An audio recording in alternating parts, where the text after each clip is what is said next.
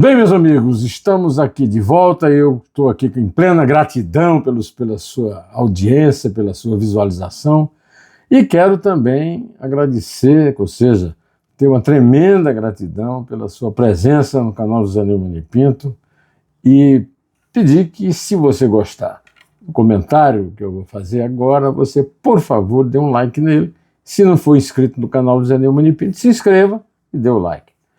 Eu vou comentar um assunto gravíssimo.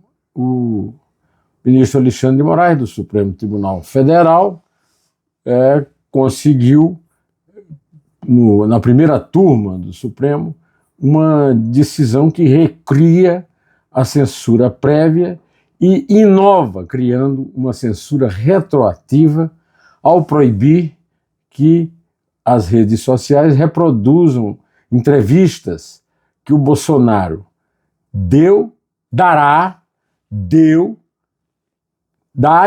né, no passado, um fato absolutamente inédito, a não ser em extremas ditaduras, como a ditadura de Stalin, que simplesmente, para manter o governo dito do proletariado, apagava as figuras do passado, inclusive das fotografias, caso famoso do Trotsky num discurso do Lenin. O Trotsky foi expelido pelo Stalin da fotografia e o Alexandre de Moraes está repetindo Stalin com essa decisão, com a qual obteve maioria de 4-1 na primeira turma. Então, a primeira crítica que eu vou fazer aqui é essa decisão de turma.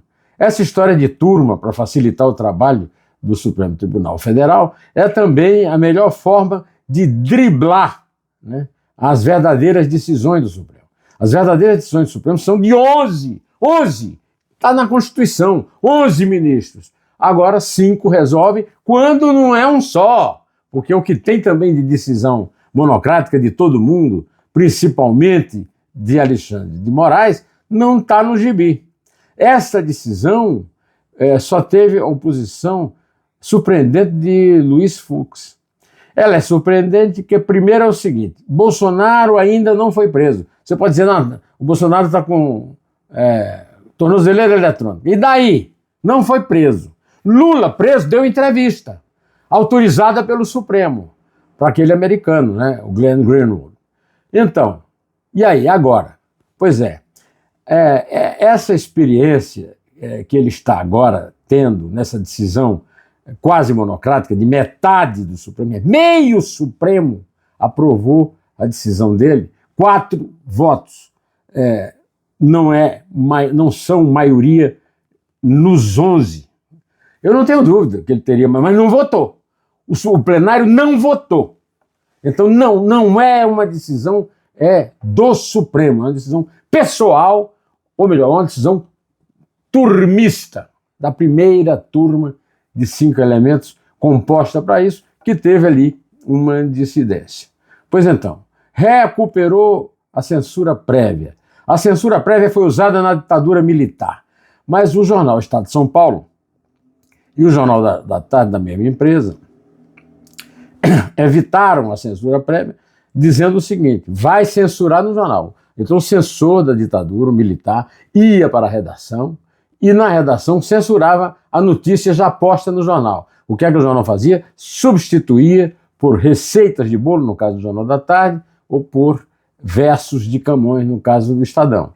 Neste caso, esta censura prévia não permite isso.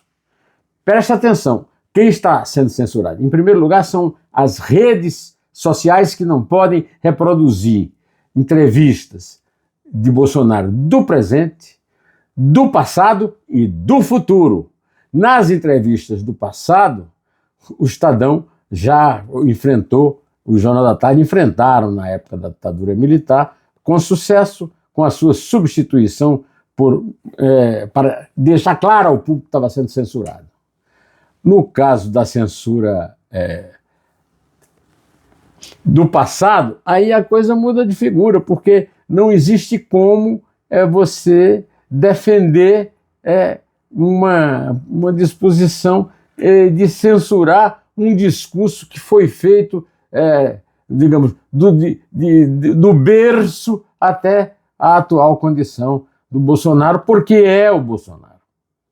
Essa medida é uma medida que censura o Bolsonaro, que censura as redes, e nessa censura às vezes você pode entrever aí uma vingança de Alexandre de Moraes contra Trump e o ex-amigo do Trump, né, o Musk.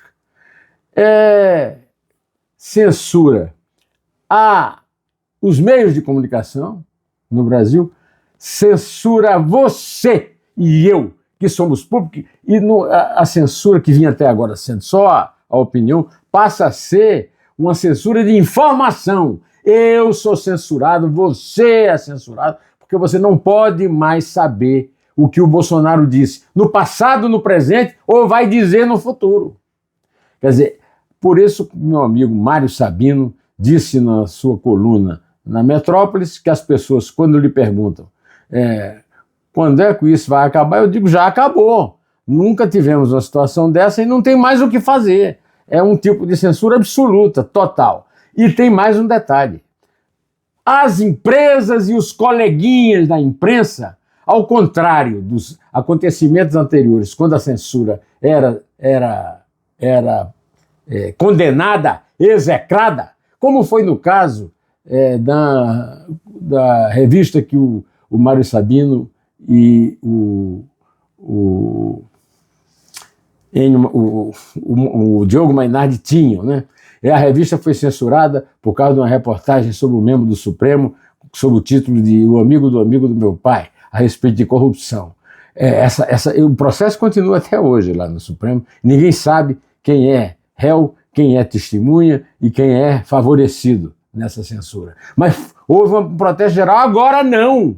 Acabo de assistir um programa de colegas, todos comemorando, como se o Bolsonaro fosse o inimigo público número 1, e sobre quem defender, não o Bolsonaro, mas a liberdade do cidadão, a liberdade das redes de comunicação e a liberdade de Bolsonaro preso ou solto, é bolsonarista. Inclusive com o apoio e o aval de muitos coleguinhas bem situados em cargos importantes nas redações. Que vexame! O Brasil está passando um vexame insuperável. Não dá para comparar com nada na história do mundo. Vou ficando por aqui, direto ao assunto. Em té!